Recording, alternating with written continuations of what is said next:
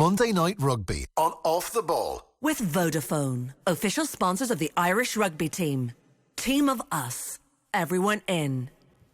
Now then, this all makes very acceptable reading after the opening 2 rounds of the 2020 Six Nations. France and Ireland, top of the table, both on 9 points apiece. We have Wales on 5, England on 5. Realistically, we have 4 teams massively in the hunt here. You would think whatever happens, Ireland will go to Paris in round 5 in the hunt for a championship in one shape or another. We have Rory O'Connor of the Irish Independent here in studio. Hello. Hi, Joe. How you doing? And Keith Woodyard there.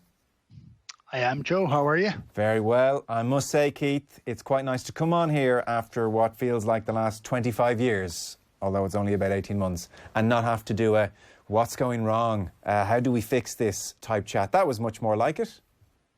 Yeah, it was a kind of bit of a throwback, wasn't it, to old Six Nations games. The weather was a bit mad and windy, and Ireland it was a good slugfest, actually. I really enjoyed it. I just thought there was something a little bit nostalgic or old-fashioned about it too. And I thought it was a great game, really, really enjoyable. I thought we made mistakes, but I thought we were exciting, and I thought we tried different things that put us under pressure. And some of them worked and some of them didn't work. But all round, I think everybody was happy at the end of it.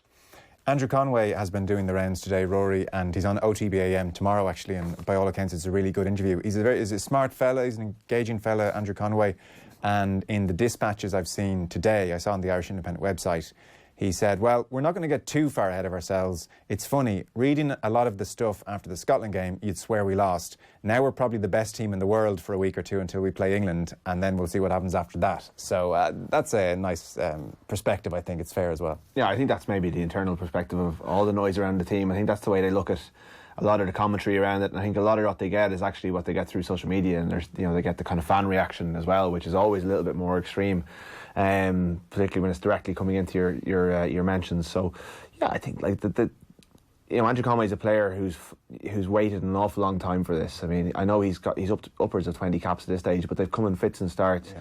I remember interviewing him in Argentina. I covered the Under-20 World Cup in Argentina back in 2010, and he was the next big thing. And it's taken him a long time to get here, but it looks like having kind of sorted out, I think he probably bought into the hype a little bit at the start of his career, then he had injuries, he went out to Munster, it's taken him a long time to get where he wants to be, but he looks like a player who's really relishing the chances. Coaches really backed him, and I think him and Larmour, and to a lesser extent Stockdale, are adding another layer to this Irish team's ability to get over the line, which probably was one of the things that was missing in last year when we were kind of dissecting those performances. But interestingly, if you look at metres carried, this week the metres gained by the forwards markedly down, and the metres carried by those three amongst others markedly up. Yeah, and it makes life so much easier for the forwards. It just takes the pressure off them. I thought the tight five were excellent and gave the platform for that to be able to happen. But if they're looking up and they're seeing Conway or Larmour getting through a gap, it's just going to make it so much easier to chase after them. So that's a real positive for the team and for the fans, because there is a bit of a PR battle to get people on side again. I mean, I know the hardcore fans will always be with the team, but we saw even in the Scotland game that they lost the crowd a little bit. If you get Larmour going through gaps or scoring tries like the one he did the other day, that's what gets people excited, and that feeds the energy on the pitch. And that is, especially when you're at home, it's going to be different in Twickenham in 2 weeks' time. That is really important. And Larmour and Conway, but Larmour in particular, is just so exciting right now, and is giving them just such momentum in everything he does. Keith, you said they're trying a few different things, so we're still at the early stages of getting a feel for what they are trying. Maybe unpack that or expand on that a bit for us. Well, you're putting me under pressure. They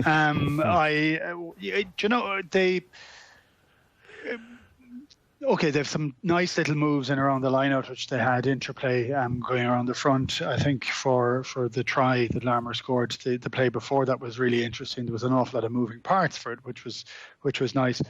But it wasn't just that. It was when play stopped, there seems to be more going on. That's what I feel like. I feel as if players are coming from deeper. It isn't. It seems just a tiny little bit more natural. And that's what I was saying, a little bit old-fashioned. And it's trying to talk about Joe. Every time you talk about it now, it sounds as if it's a criticism of Joe Schmidt. And this isn't a criticism. This is a recognition that a new coach will bring things that have a change. And that change is new for people who've never seen it or done it before. That becomes very exciting for players. And I think that's where a lot of the conversation has been around. I think at times it's been taken up as being something else.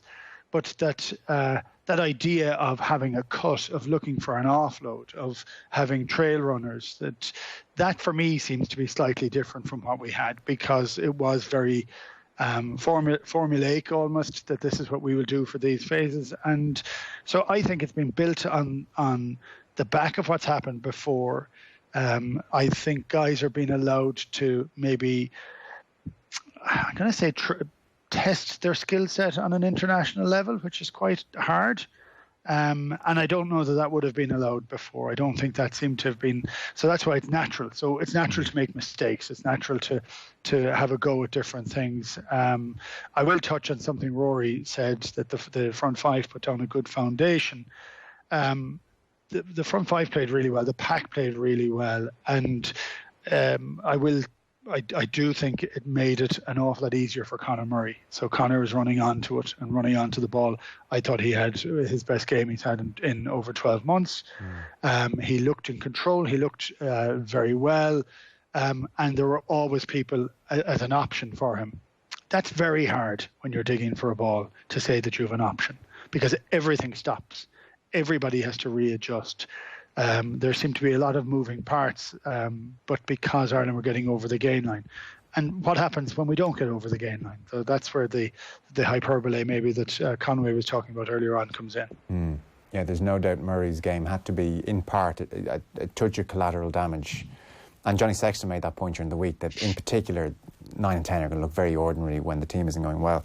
In terms of the big Irish performers, and it tallies with the point Keith is making about testing their skill set. So you do a quick stock take, which is the word of the Christmas period, but a stock take of who played well, and really you start jotting down almost every name, you know, like Tyke Furlong. It was nice to see his skill set being used again. Robbie Henshaw, where's that been? Yeah. Conway, you mentioned. Murray, I mean, that pass he gave from right to left. Stockdale. Yeah. Ooh, that was a confident pass. You had Sexton we should talk about his captaincy as well in a minute, Keith, but Sexton's really good. Stander, another man of the match, seems to be a turnover machine again. Peter O'Mahony coming up with more big moments. I know Shane Horgan made the point, we are now using Bundy Aki as a carrier and not a distributor, all these little things. So you go through that team, there weren't many certainly 6.5 performances out of 10. No, I mean, and, you know, most of these players were part of a winning machine in 2018. And whatever happened in an England game last year, that it just seemed to make them question everything they were doing. And that led to more introspection and more introspection and more introspection as the season went on, and they had another hammer blow to their conference in Cardiff, another one in Twickenham, another one against Japan, and then the ultimate one against New Zealand. And I think that claustrophobia, whether it was the coaches or the players, not to dwell on it too much, but it clearly inhibited them as the year went on. Since he took over, Andy Farrell has through his decisions, I know he left Peter O'Mahony out, but by and large he has invested his faith in these players and changed the environment around them in the hope that by doing that he will lift that pressure off their shoulders and allow them to thrive in a green jersey again. Because we've seen, I know Munster haven't gone particularly well, but we've seen with Leinster and Ulster that these are good players, that these have not become bad players over the course of the last year. And I would have questioned those decisions. A lot of pundits would have questioned a lot of those decisions, and it would have been a lot easier for him to make 6 or 7 changes in the Six Nations. But he has said to those players, no, I believe in you. I'm going to change the way we prepare for things. I'm going to introduce a few more strings to your bow, and we'll see how we go. And I think against Scotland we saw the genesis of that, but there was too many mistakes. But they looked like a team willing to try things again at the weekend. The tight five looked a bit freer in their movement. They looked a bit happier in their carries. Murray and Sexton just didn't look like they were second-guessing themselves. And all of this comes from the first win, from the fact that things were going their way, the fact that Wales were making mistakes, which let them into the game, which can't be discounted. When you see Keith Earls flip that ball across his face in that in the build-up to Andrew Conway's try, you know that that's a team playing with a little bit more freedom. And that may not have been the coach last year. That may have been their own lack of self-confidence. That may have been the fact that they were inhibited, and now they're starting to believe in themselves once again because of the environment that's around them.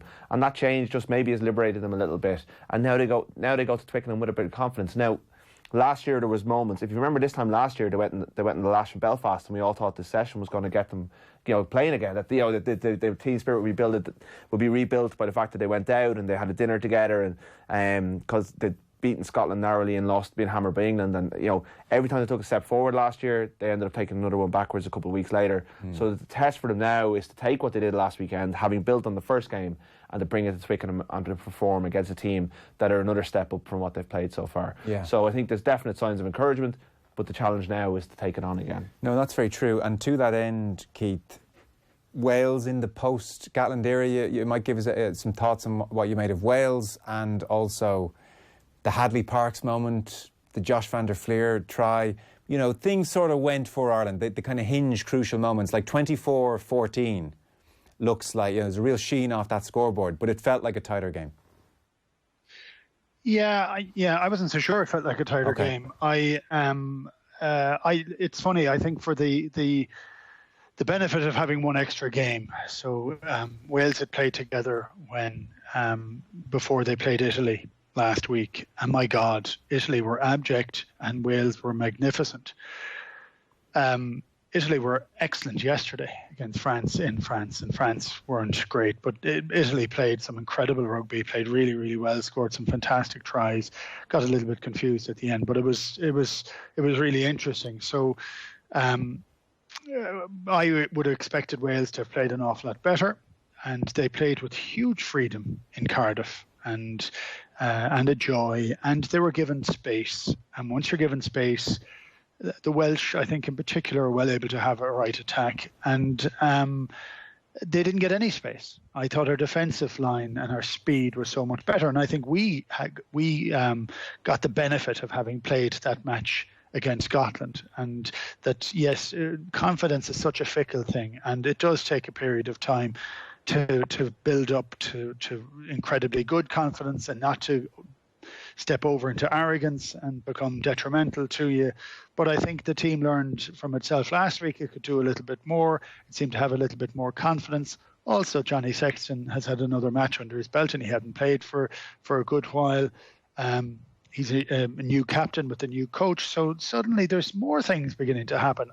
I hate the idea of trying to breaking a game down to one thing, what if, and what could have happened if Hadley Parks had scored, or, you know, he didn't. You can, that seemed to be a very big and important moment at that time, but a game is 80 minutes of important moments, and retrospectively you can go back and look at them and say that everything is important. But look, I thought we seemed to be in an awful lot of control of the game. I thought we played very well for a lot of the game. Let's not lose the run of each other either. I thought we stopped Wales being particularly good, but I actually thought they played quite badly at times too. Yeah. And it took them a long time before they got into the game. So the try they did get in the first half was against the run of play, and you know, I was delighted with it and excited by it, and I liked the way certain things happened. I know you wanted to talk about Johnny Sexton. I'll get onto that in one sec. Yeah, but look, Wales post Gatland and post Sean Edwards. That's what we have to start looking. I could imagine Sean Edwards going truly ballistic for Larmour's try, because there was more than enough players to make certain that happened. Now that's great side foot, but you know, so for there, it's hard to say. It's hard to make that call because we've seen them being brilliant and not being brilliant. What did you make of Wales? I thought they were okay. Yeah. I thought Tompkins was showing up a little bit, and he had shown very well against Italy on debut. But the step up was quite something, and I questioned the call for Henshaw to start at 13, but he went after him, and he went after him a lot, and he overcommitted for that Larmour try. They handed Ireland opportunities from the start, that Stockdale chip in behind, and Ireland were probably pretty frustrated that they weren't further ahead at half time. And the one thing I did like about Wales was that when they actually did get into Ireland's half, they looked really dangerous, and it looked like they could score much easier than Ireland. Like, that try was so well worked, but it looked so simple as well. It looked like Ireland had worked so hard to get their try, and suddenly Wales went up. But yeah, they weren't great. I mean, this fixture has been quite a hometown fixture for the last 10 years, and Wales have had days like that a couple of times in Dublin in the last couple of years. It's not a massive it's not a massive jump in the trend to see them come over and kind of like that. I think the closest they've come was the year after the World Cup in 2016 when they drew here.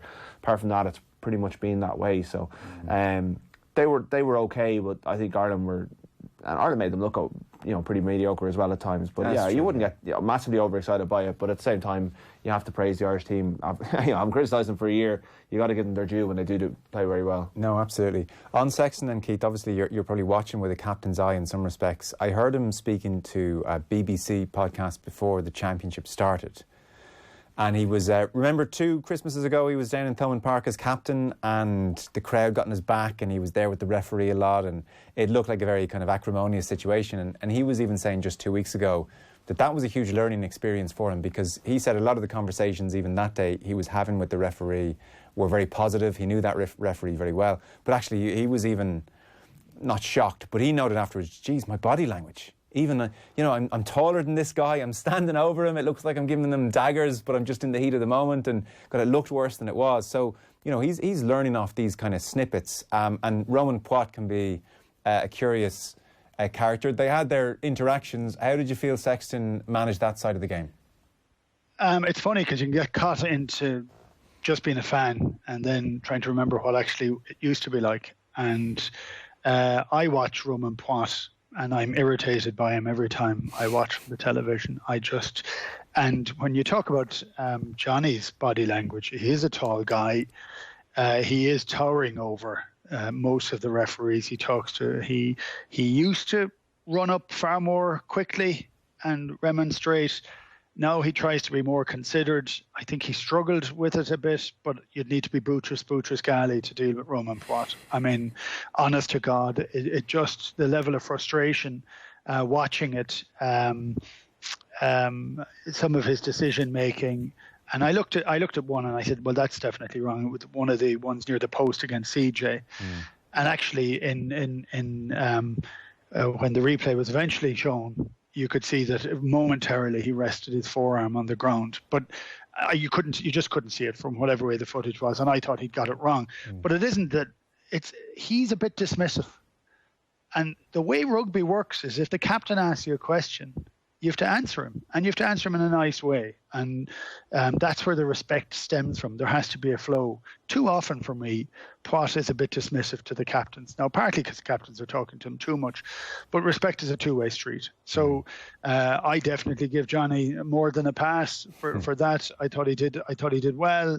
And I thought he did well with a tricky referee to deal with. And we've seen how other Irish players have struggled with him. Paul O'Connell seemed to have almost a hate-hate relationship with him. They were arguing for about 3 or 4 years with Poit and Paulie. So I thought he did well, and I think he learned an awful lot from that too. Because I think it's the one you're talking about on that standard one.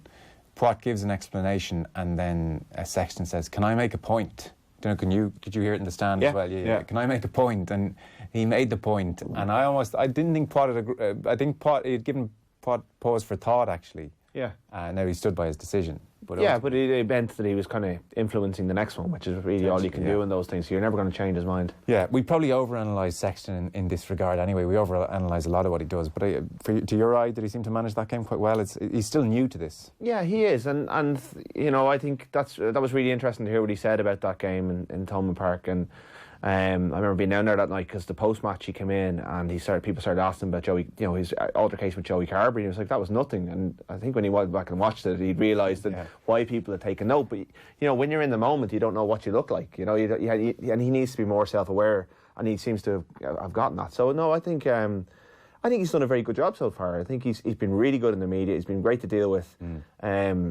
He's always been a great talker. I actually think it suits him to be out front of the team. I think it suits him to be the team spokesman. I thought it suited him in Japan. He was way more present, or way more, he was there more because he captained against Russia. He was there. He did the captain's run before the New Zealand game. I think he sets a very good tone for his team in public. And I know this is all incidental stuff, but I think it does matter.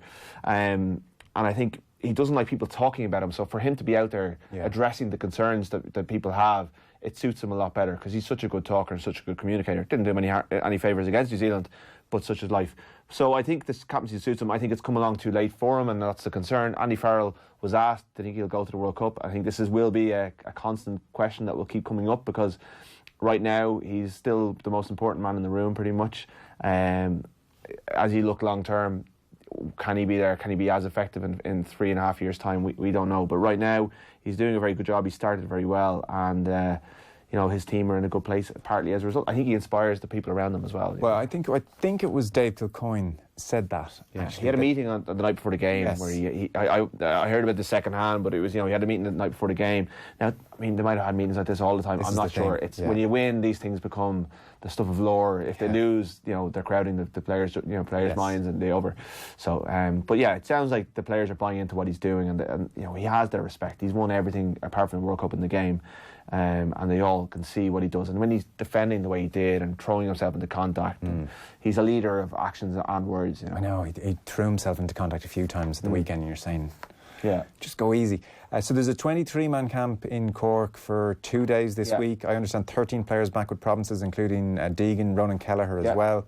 There's an open training session on Thursday against the 20s. And that is the plan for the next few days. Yeah, normal for them to do it. Again, a little change. They would never have told us who was in and who was out. We'd have to kind of go down and start, with a list of players and start ticking them off. And the provinces wouldn't be allowed to tell anyone. Those little things, it's just a little bit more relaxed. So Doris and Will Addison are the only players who weren't involved. Maybe Addison's inclusion suggests that Robbie Henshaw might not be able to take a full part as he recovers from his head injury. But Doris is clearly, if Deegan's gone back to Leinster and Doris is included, that shows that he's probably going to be back in. There's only one hooker involved. But I think what it indicates is it's pretty much going to be the same again for England, and that's no real surprise. So Keith, Twickenham, with a Triple Crown at stake, I mean, there was probably a time where we all got a bit ahead of ourselves and a bit blasé about things like Triple Crowns, but suddenly it feels like it would be a really nice fillip for this team after everything. England against the Scots, they showed a bit of resolve. I mean, miserable weather. I don't know what you can take from it, a game like that.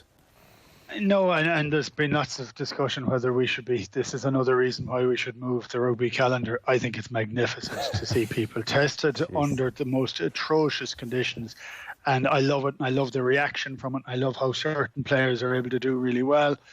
I don't know how well I'd have done in it. I hated the wind and the rain, but I thought it was fascinating, and I will say it, like, that was a throwback to kind of the only thing you were missing was a muddy pitch, and but it was a really hard, gnarly game, and I just think an awful lot came out of it from an England perspective. Again, without Billy Vunipola, because I just don't think they're as effective without him.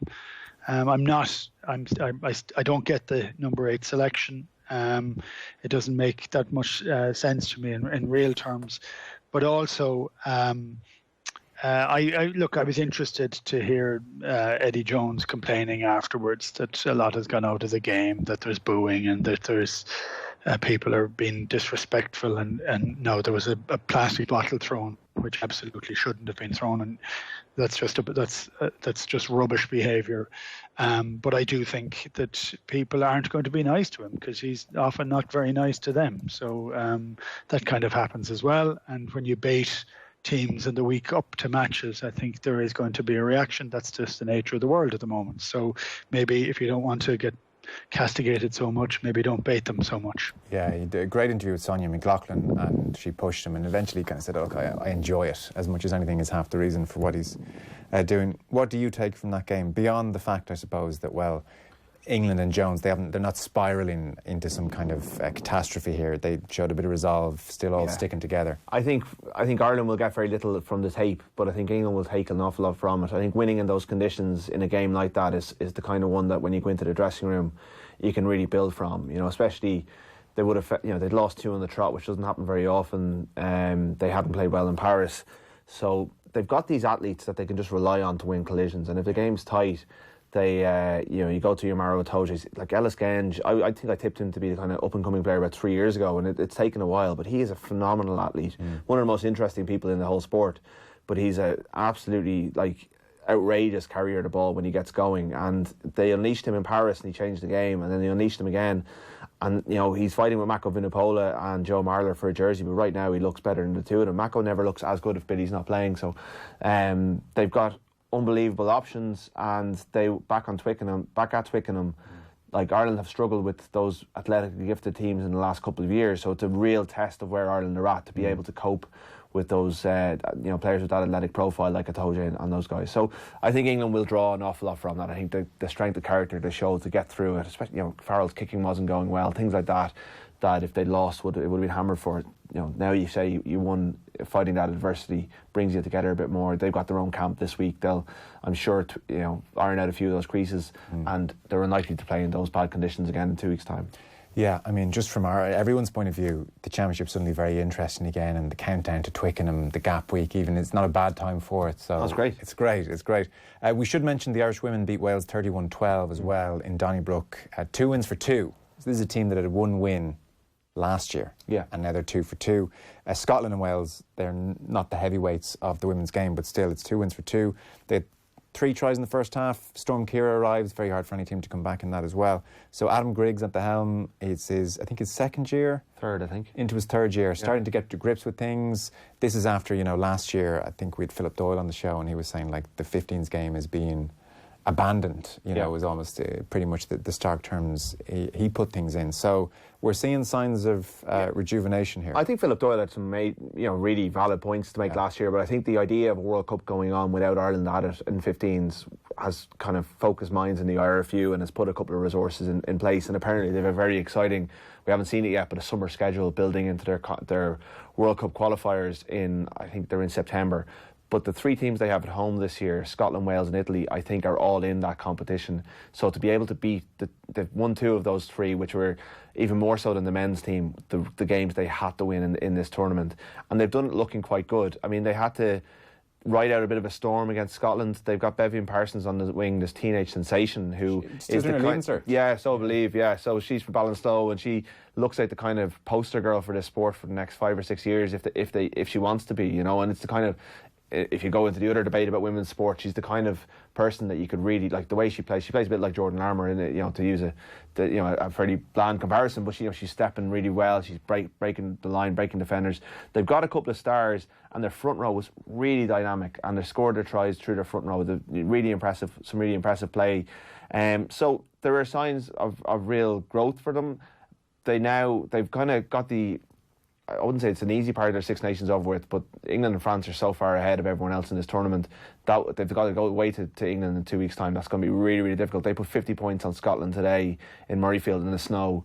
That's another level. But really where Ireland need to be right now is beating Scotland, Wales and Italy, because that's what they need to do to get back to the World Cup in September. And they've proven they can do that so far, and they've done it playing a pretty exciting brand of rugby and scoring some really impressive tries, and they're bringing through a couple of really good players. So yeah, it's a good start for them, and it's an important start. I think they needed it for their confidence, because there's been a lot of chopping and changing over the last couple of years. Yeah. Right, we'll park it there. So our rugby coverage, as ever, was with thanks to Vodafone, team of us, everyone in. Rory O'Connor of the Irish Independent, thank you. Cheers, Joe. Thanks, Keith. And Keith, thanks a million. Cheers, Joseph. Bye, Rory. All right, bye-bye. Monday Night Rugby on Off the Ball. With Vodafone, official sponsors of the Irish rugby team. Team of us, everyone in.